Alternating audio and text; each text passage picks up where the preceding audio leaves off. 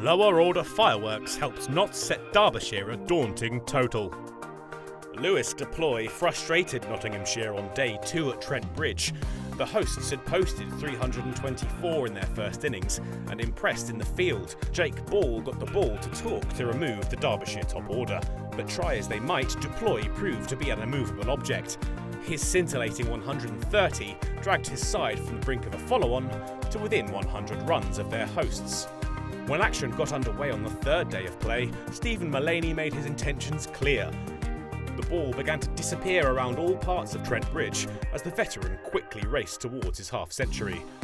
Only a snorter of a delivery from Rees could bring his ballistic innings to an end, the sharply rising delivery finding an edge through to McKiernan, fielding at gully. New signing Peter Trigo picked up where Mullaney left off with some swashbuckling striking, but Aitchison ensured his spell would be a quick-fire cameo, finding the edge, the former Somerset man out for 8. With a 68 to his name in the first innings, Hasib Hamid had an opportunity to launch his Nottinghamshire career in style with back-to-back half-centuries, and he duly delivered. His 50 came from 125 balls and showed the patience and technique that had earned him an England Test cap at such a young age. Moores wasn't able to stick with him though, his pull shot caught by Rees off the bowling of Cohen. Knots were wobbling, and Hamid succumbed. He looked to cut Aitchison, but was snaffled in the gully for 52. The experienced Samit Patel was a man in a hurry. He had to wear a few, but his quick-fire batting added 27 off just 20 deliveries, taking the score to 172 for 7 at lunch, the home side leading by 257. Patel powered on after the resumption, ably supported by Joey Everson. The partnership was quickly worth 50 runs, and the home side enjoyed a lead of 285.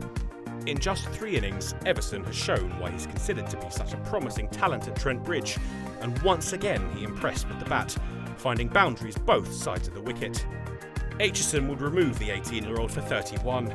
A little bit of movement was enough to find the edge, and the catch just about carried to Critchley at second slip. Patel became the second Notts batsman to hit back-to-back 50s, with a little single turned into the leg side. Jake Ball got in on the act, and the pair built a devastating partnership. Aitchison almost had his head taken off by a Patel drive down the ground to bring up the 250. That was followed with a towering 6 that cleared the sight screen. Another ball boundary saw the partnership worth 50 runs as Patel looked to 3 figures. But he would fall 20 runs short. The delivery from Matt Critchley went straight on, rapped the former England international on the pads, and he was given out LBW. Cohen brought the Notts innings to an end. Jake Ball flirted with the shortest delivery over his off stump and could only nick through to Hussain.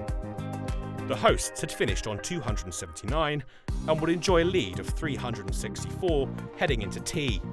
Hamid at the top of the order had provided the platform for his side with another well-made half-century, and the lower order hitting of all-rounder Patel ensured Notts were in a commanding position heading into the evening session. Lewis, Rees and Billy Godleman enjoyed an aggressive start. They looked to put the Notts bowlers under pressure and scored at almost 5 and over in the first few overs of their second innings.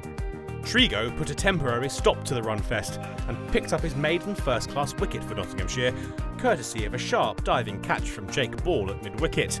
Billy Godleman, though, has seen it all before, and he kept up the attack.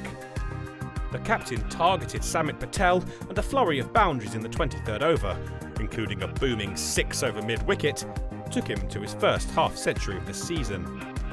While Godleman slowed as the sun began to fade, he still managed to find a handful of boundaries at the end of the day. Stumps was called with the score 129 for 1. Derbyshire still required 236 from the final day's play.